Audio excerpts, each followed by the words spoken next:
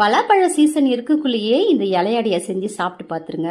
ஒரு கப்பு ராகி மாவு இருந்தால் போதும். பலாசொலையை வச்சு ரொம்ப ரொம்ப சாஃப்ட் அண்ட் டேஸ்டான இலை அடை செஞ்சு சாப்பிடுங்க. ரொம்ப நல்லாயிருக்கும். இது எப்படி செய்கிறதுன்னு பார்ப்போம். இப்போ ஸ்டவ் ஆன் பண்ணிவிட்டு கடாயில் ஒரு டம்ளர் தண்ணி ஊற்றிக்கோங்க. இதில் 1/4 ஸ்பூன் உப்பு, ஒரே ஒரு ஸ்பூன் நெய் சேர்த்துட்டு நல்லா கொதிக்கட்டும். தண்ணி நல்லா கொதிச்சதுக்கப்புறமா ஸ்டவ் ஆஃப் பண்ணிவிட்டு ஒரு 3/4 கப்பு ராகி மாவு சேர்த்து நல்லா இப்படி கலந்து விடுங்க. சப்பாத்தி மாவை விட கொஞ்சம் லூஸாகவே பிசைஞ்சு வச்சுக்கோங்க. பிசைஞ்சிட்டு ஒரு அரை மணி நேரத்துக்கு இது அப்படியே மூடி வச்சுருங்க.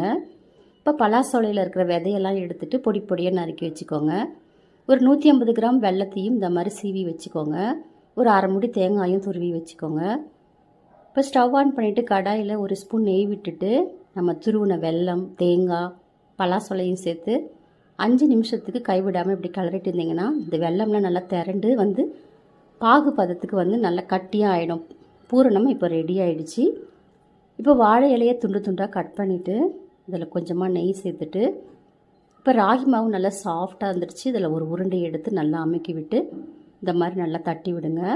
இது ஃபுல்லாக இலை ஃபுல்லாக தட்டி விட்டுட்டு பூரணம் வச்சு இந்த பூரணத்தை எல்லாத்தையும் இடமும் பரப்பி விட்டு இந்த மாதிரி மடித்து வச்சுருங்க. இது ஓரமெல்லாம் நல்லா அமுக்கி விடுங்க. நல்லா அமுக்கி விட்டு இட்லி பாத்திரத்தில் கொஞ்சமாக தண்ணி ஊற்றி தண்ணி நல்லா கொதித்ததுக்கப்புறமா நம்ம ரெடி பண்ணி வச்சுருக்கிற வாழை இலையில் இருக்கிற இட்லி தட்டில் வச்சு ஒன்று ஒன்றா எடுத்து வச்சு ஒரு 15 நிமிஷத்துக்கு மீடியம் ஃப்ளேமில் வச்சு எடுத்திங்கன்னா ரொம்ப ரொம்ப சாஃப்ட் அண்ட் டேஸ்டான இலை அடை ரெடி ஆகிடுச்சு. தேங்க்யூ.